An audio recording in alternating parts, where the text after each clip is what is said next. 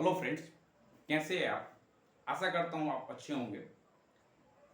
आज की वीडियो में हम बात करेंगे बस कपलर के बारे में, जो इलेक्ट्रिकल का एक मोस्ट इम्पोर्टेंट टॉपिक है। बस जो कि डिनोट करता है बस बार को।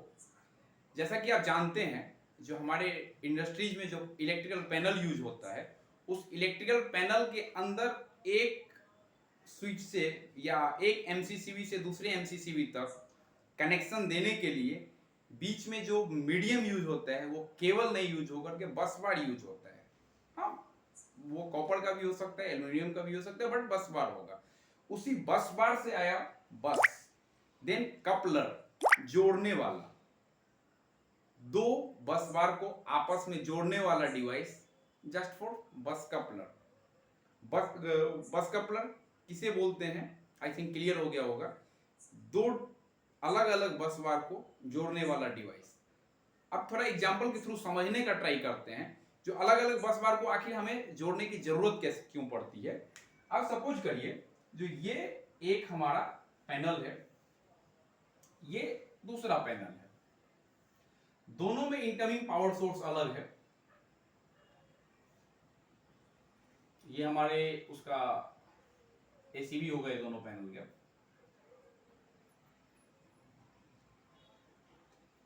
इसको ट्रांसफार्मर 1 से हमने सप्लाई दे दिया, इसको ट्रांसफार्मर 2 से सप्लाई दे दिया। ये सप्लाई आ गया ट्रांसफार्मर 1 से, ये ट्रांसफार्मर 2 से।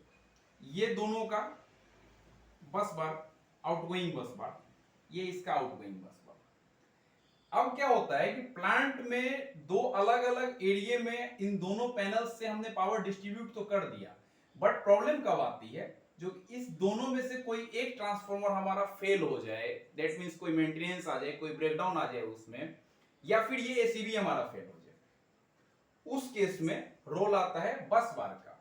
अब सपोज यहां एक एडिशनल हम एसीबी लगाते हैं, जिसको कि हम एज ए बस कपलर यूज करते हैं, बस बार माफ कीजिएगा, एज ए बस कपलर यूज करते हैं, जिसमें इनकमिंग सप्लाई सपोज इस बस बार से और आउटगोइंग इस बस बार से। ये जस्ट फॉर सिंबॉलिक है, ये अपोजिट भी हो सकता है।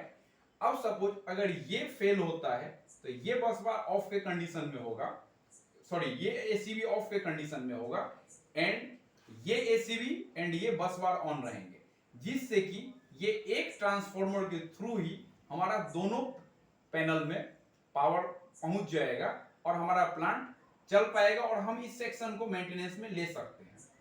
देन सेम एज अगर दूसरे सेक्शन पे हमें प्रॉब्लम आता है तो इसके थ्रू चला लेंगे, ये ओके रहेगा, इसके थ्रू हम चला सकें। तो दोनों को मेंटेनेंस पर्पस हम आपस में दोनों पैनल को कपल कर सकें, दोनों बस बार को कपल कर सकें। कोई जरूरी नहीं है इसके लिए सेपरेट पैनल ही होगा, इसके लिए हो सकता है एक ही पैनल के अंदर में ही दो पार्ट हो।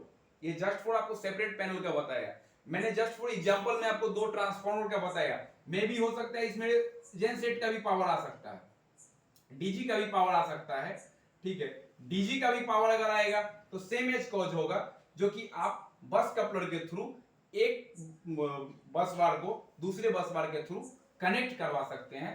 ओवरऑल अगर एक लाइन में कहा जाए तो आप ऐसे समझ सकते हो, बस कपलर वो डिवाइस है जिसके थ्रू एक बस बार को दूसरे बस बार के थ्रू कनेक्ट करवाया जाता है। वो कब कनेक्ट करवाने की जरूरत पड़ेगी, जबकि एक सेक्शन के पावर सप्लाई में इनकमिंग सोर्स में फॉल्ट हो सकता है, ट्रांसफार्मर हो सकता है, वीसीबी है, उसके एसीबी में फॉल्ट आ सकता है, उस केस में, या फिर उसके जो पीरियोडिक मेंटेनेंस होते हैं उसको परफॉर्म करने के ड्यूरेशन में हम बस कपलर का यूज करते हैं। आशा करता हूं आपको ये टॉपिक समझ में आया होगा।